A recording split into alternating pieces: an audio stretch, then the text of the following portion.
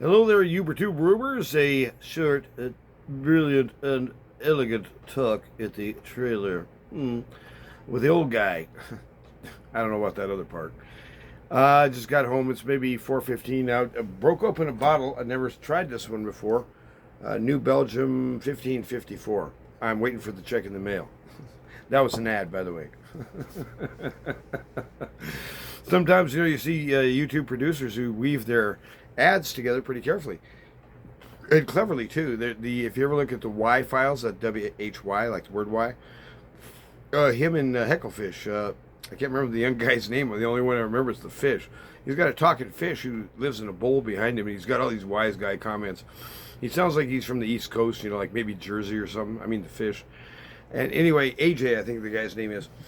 And they do reports on all kinds of weird stuff, fascinating encounters with ghosts, or is it really true that you can levitate, or whatever.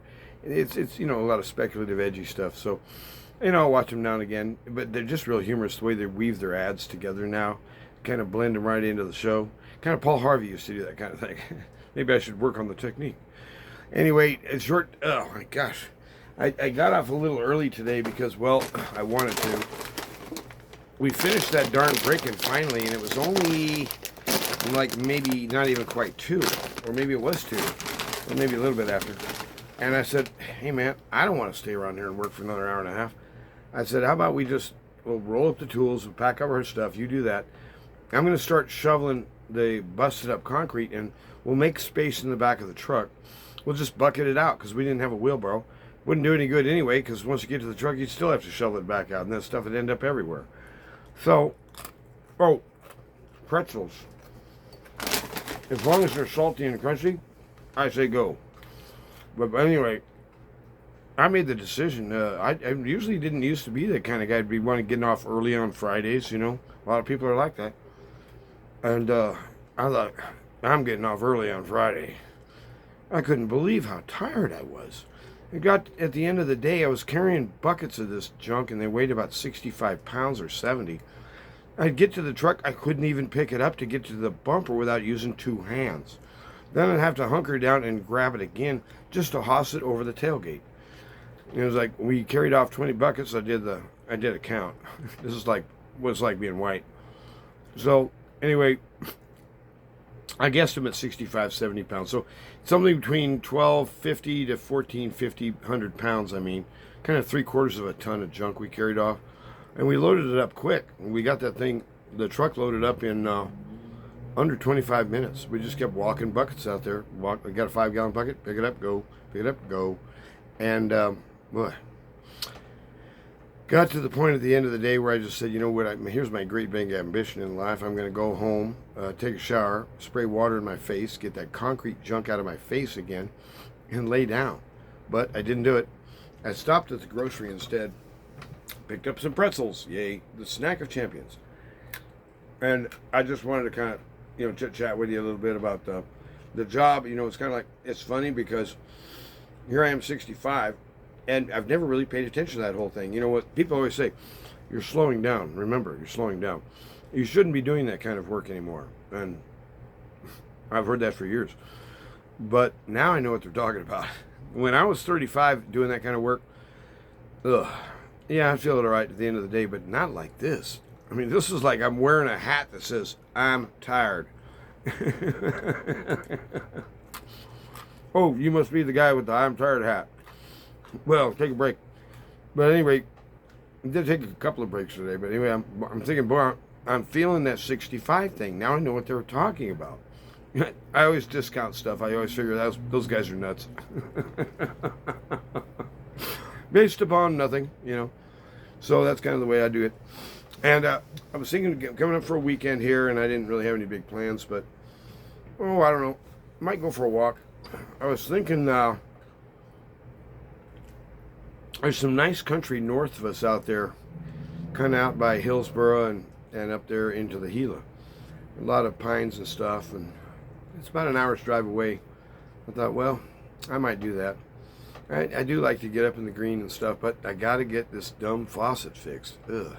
I feel like hitting it with a sledgehammer and saying, oops, I guess you need a new one. But I think she'd probably catch on.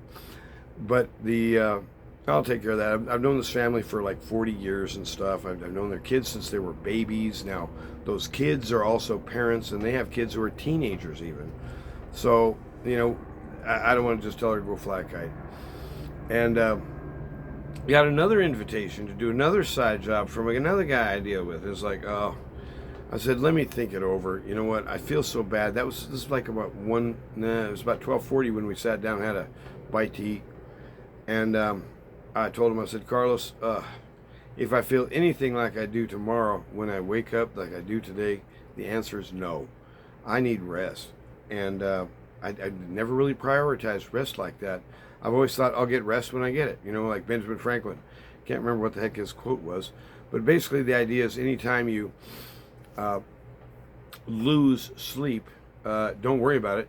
There's plenty of time to catch up in the grave. Like if you have a night where you only slept 3 hours, don't sweat it. You'll make it up in the future. How very comforting, no doubt. But at any rate, when you think about working hard and you're getting to 65 and blah, blah, blah, blah, blah, and I'm supposed to be retired and I don't want to be, I'm living a different kind of life than most people. Most people wouldn't want to do this. But I enjoy it, and as long as my shoulder holds out and doesn't go just completely bonzo. Now I was telling you a shoulder story, that was over here on this one. This one's over here is just arthritis and stuff, and it just starts yelling at me. It's like, hey, remember me? And it's like, ugh, get out of here. So, when you think about older folks, remember, yeah, we're slower. We don't have as much strength. I don't have as much stamina as I used to. And my want to has fallen off dramatically. I mean, you get to the point where the main thing I was questioning wasn't, can I get the job done? But it was like, why are we bothering? That's old people think right there, see? And so it's an adjustment. I got to get used to being old. It's a different story from what I remember growing up and all that other stuff. So, I guess you'd call it a season or a phase in your life.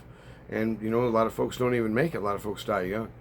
But if you do get to be an older person, there is a sense in which wisdom or something like that, at least some insight here and there, might be, forthcoming from the person. But what the person really notices is that, what, I've known all my life that I'm a limited creature. Now I know it in bold-face capital letters that wink on and off. Wink, wink, wink, can't miss me.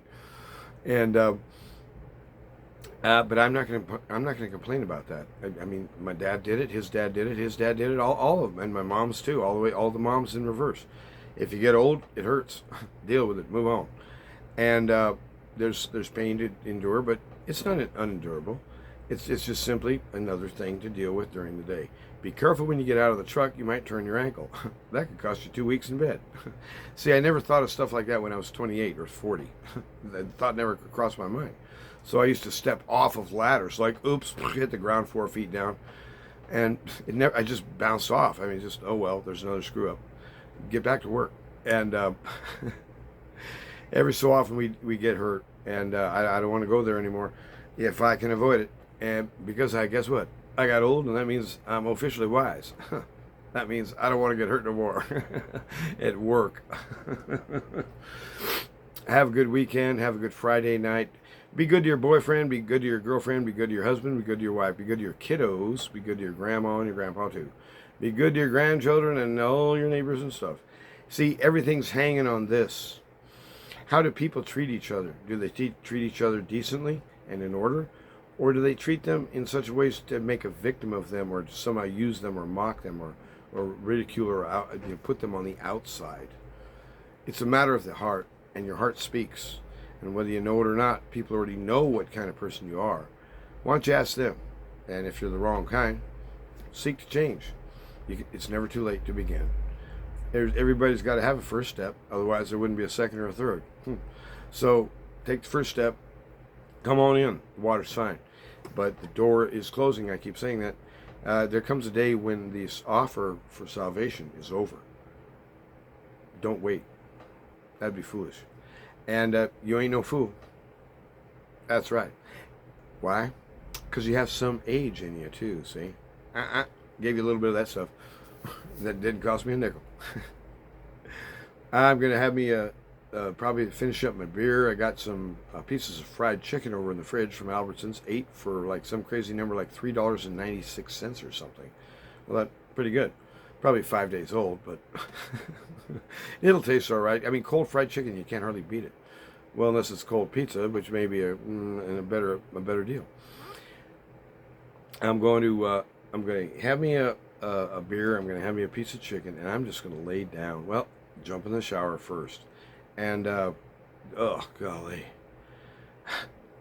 getting old. That's what I kept saying to myself all day. Getting old, getting old, and I kept saying over and over, "Damn, this thing is ugly."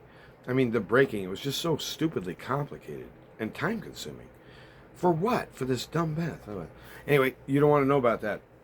Peace be to you through the three who is the one who came to find his lost sheep. I'm pretty bad at sheepy, but he knows the true way. And he's the shepherd. And he knows what he's doing. So trust that guy. It's the right thing to do. Bye-bye.